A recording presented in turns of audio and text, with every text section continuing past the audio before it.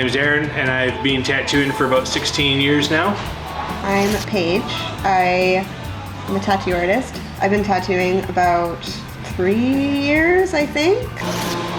What I love about being a tattoo artist is just the freedom that it gives you, being able to control your own schedule. I do like to do a lot of flash work, so drawing a lot of designs and trying to sell them is really fun and rewarding. I've also mentored a couple of people, and that's always been a big thing I love about my career, is just watching and helping develop future artists in this industry. I really love working with lots of different kinds of people, both the clients and other tattoo artists. You can travel a lot, you can work around a lot of different shops, there's a lot of conventions, there's a lot of opportunities to just meet a ton of people in your industry if that's something you want to do. What's the challenges in the industry? Depends on which way you look at it. There's a lot of challenges, but one of the most relevant currently is the oversaturation of TikTok tattooers. You know, people that think they can just go on Amazon and buy, you know, an $80 tattoo kit that comes with 3 machines, all your inks and needles. You know, just like Tilly Tats. Yes, you Tilly, I'm talking to you.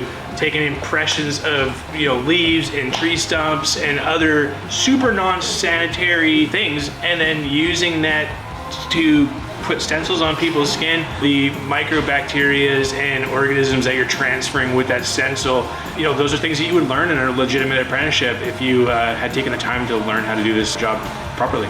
I mean, obviously learning to tattoo is hard. Like, it's a hard medium to work with, but it's just changed a lot, I think, in the last 10, 20 years. You have to be really good at social media and marketing now. You kind of always had to be good at marketing, but it was more just being out and meeting people and being able to sell yourself, but now it's more online, so you kind of have to know how to do that. The way that shops are set up is also changing, which is a little bit hard to navigate. I'm pretty lucky I'm still in like a normal walk-in shop, but a lot of those are closing and most places are going to like private studio settings, which is like not better or worse, it's just different.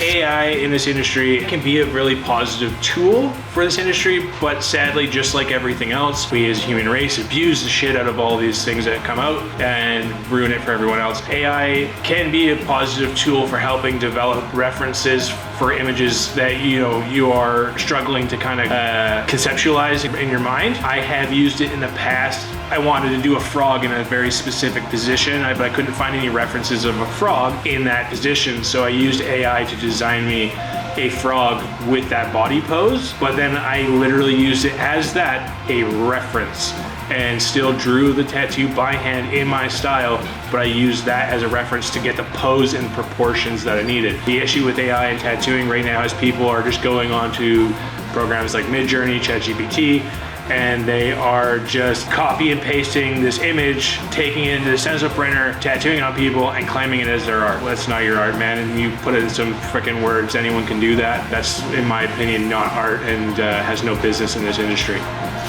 I think regardless of how popular AI gets, there will always be a market for hand-drawn tattoos. We saw a lot of the same thing when people started using iPads. There was a lot of the same concerns that people weren't drawing anymore and we were getting way too focused on technology, but there are still a ton of tattoo artists who completely draw by hand from start to finish. So I think it will split the industry into different kinds of tattoo artists. When photography became popular, we saw the birth of Impressionism in painting, so it might birth something really cool as a response, or it might completely kill the industry. So